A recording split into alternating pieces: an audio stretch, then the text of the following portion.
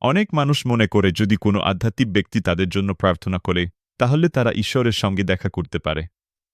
এই কারণেই তারা জায়গায় জায়গায় যায়, লম্বা লম্বা লাইনে দাঁড়িয়ে থাকে, যাতে কেউ তাদের জন্য প্রার্থনা করে।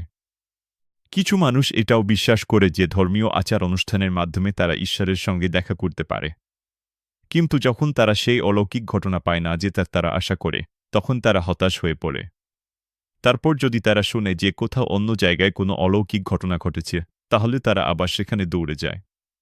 কিন্তু সত্য হল এইভাবে আমরা ঈশ্বরের সঙ্গে দেখা করি না। ভারতে আমাদের একজন বোন আছেন যিনি মিস্টুরি পড়েন। তার ছোটবেলা থেকেই পোলিও আছে।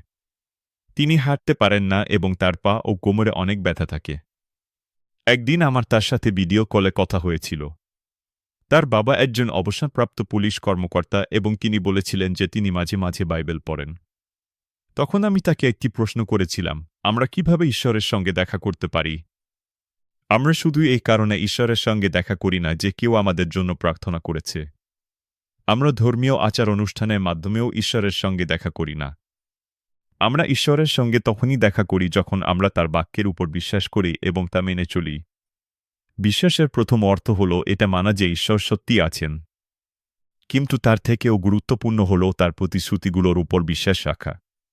একটু ভাবুন, যদি কেউ আপনাকে বলে এই কাজটা করো, আমি তোমাকে পুরস্কার দেবি, তাহলে আপনি সেই কাজটি কেন করবেন? কারণ আপনার বিশ্বাস থাকবে যে সেই ব্যক্তি তার কথা রাখবে। যদি আপনি তার কথায় বিশ্বাস না করেন, তাহলে আপনি সেই কাজটি করবেন না। ঠিক তেমনি ঈশ্বরও আমাদের অনেক প্রতিশ্রুতি দিয়েছেন। যিশু বলেছিলেন, যদি তোমরা আমার মধ্যে অবস্থান করো এবং আমার বাক্য তোমাদের মধ্যে থাকে, তাহলে তোমরা যা চাইবে তা প্রার্থনা করো এবং তা তোমাদের জন্য করা হবে।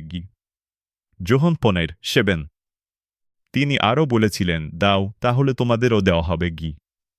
লুক 8:38। এবং তিনি এটাও বলেছিলেন, যদি তোমরা আমার আদেশ মানো, তাহলে তোমরা আমার প্রেমে অবস্থান করবে।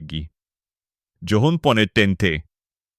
বাইবেল এমন প্রতিশ্রুতিতে ভরা যেখানে ঈশ্বর বলেন, যদি তোমরা এটা করো, তাহলে আমি সেটা করব। যখন আমি এই বিষয়টি বুঝিয়েছিলাম, তখন আমি সেই বোনের জন্য প্রার্থনা করেছিলাম।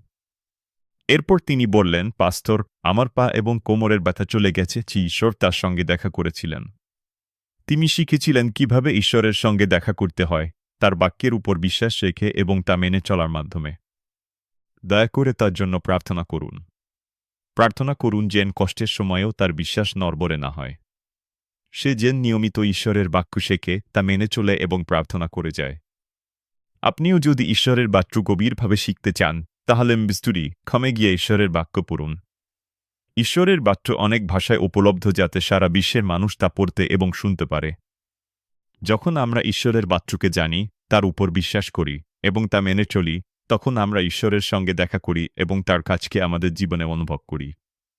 দয়া করে এই সেবার জন্য প্রার্থনা করুন।